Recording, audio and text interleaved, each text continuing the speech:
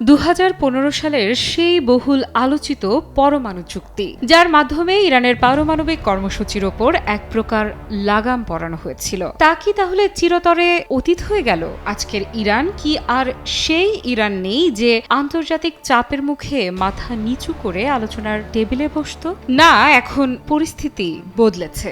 সম্প্রতি ইতালির রোমে একটি পরোক্ষ বৈঠকে ইরান আর যুক্তরাষ্ট্রের মধ্যে দ্বিতীয় দফার আলোচনা অনুষ্ঠিত হয়। কিন্তু এই আলোচনার ফলাফল এখন গোটা বিশ্বের চোখ কপালে তুলে দিয়েছে। 4 ঘন্টার বৈঠক শেষে ইরান স্পষ্ট জানিয়ে দিয়েছে তারা 2015 সালের চুক্তিতে আর ফিরতে চায় না।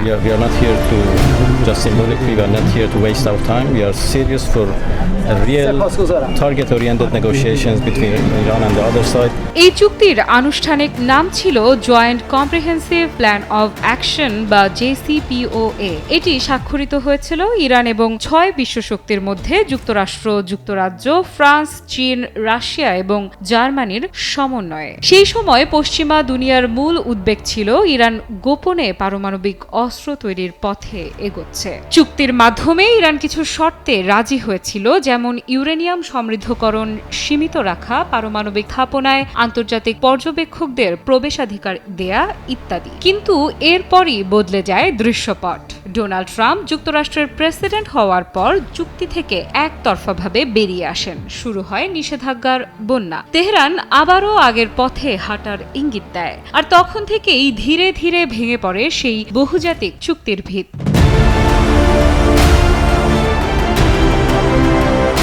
রোমের আলোচনায় মধ্যস্থতার দায়িত্বে ছিলেন ওমানের পররাষ্ট্রমন্ত্রী বদর আল বুসাইদি। তিনি দুই পক্ষের মধ্যে যোগসূত্র তৈরি করেন। তবে উল্লেখযোগ্য বিষয় হল, এই আলোচনা সরাসরি হয়নি। দুই পক্ষ আলাদা কক্ষে অবস্থান করেছিল এবং তাদের মধ্যে যোগাযোগ হয়েছিল ওমানের প্রতিনিধির মাধ্যমে।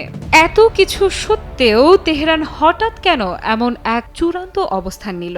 ইরানের পররাষ্ট্রমন্ত্রী আব্বাস আরাকচির কথায় এর কিছুটা ব্যাখ্যা মেলে। তিনি বলেন, ইরানের অনেক নাগরিকই এখন আর JCPOA-কে লাভজনক চুক্তি হিসেবে দেখেন না, বরং তারা এটিকে ইতিহাস থেকে পাওয়া একটি শিক্ষা হিসেবে বিবেচনা করেন। আর তিনি নিজেও এই দৃষ্টিভঙ্গির সঙ্গে একমত। তার এই বক্তব্য নিছক রাজনৈতিক বিবৃতি নয়, বরং এটি এক গভীর বার্তা। মনে রাখতে হবে, এটি এসেছে সেই ব্যক্তির মুখ থেকে যিনি নিজেই এক সময় এই চুক্তির রূপকারদের একজন ছিলেন।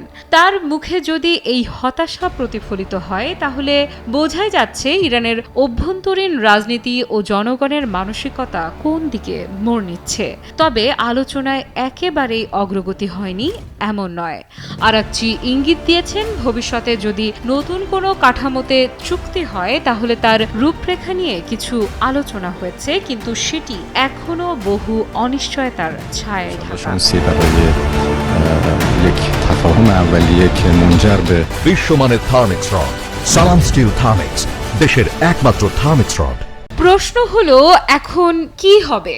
যুক্তরাষ্ট্র কি একতরফাভাবে নতুন চুক্তির প্রস্তাব দেবে, নাকি ইরান সম্পূর্ণ আলাদা একটি পরমাণু রূপরেখা তৈরির পথে হাঁটবে? বিশ্ব রাজনীতির মঞ্চে এ যেন এক জটিল দাবার খেলা। এক পাশে ওয়াশিংটন আর অন্য পাশে তেহরান। তাদের মধ্যে দাঁড়িয়ে ওমান, এক নীরব কূটনৈতিক সেতুবন্ধন। ইরান তাদের বার্তা স্পষ্ট করে দিয়েছে, তারা পেছনে ফিরবে না। আর এই অবস্থান ভবিষ্যতে মধ্যপ্রাচ্য, এমনকি বিশ্ব রাজনীতির অনেক হিসাব নিকাশকে বদলে দিতে পারে। আলোচনা থেমে নেই, কিন্তু উত্তরের চাবিকাঠি এখনো তালার বাইরে আসেনি। তাই প্রশ্ন থেকেই যাচ্ছে, এই বন্ধ দরজার ওপারে কি অপেক্ষা করছে? শান্তি, নাকি আরও একটি অস্থির পৃথিবী? আফরিদা ইফরাত, নিউজ 24।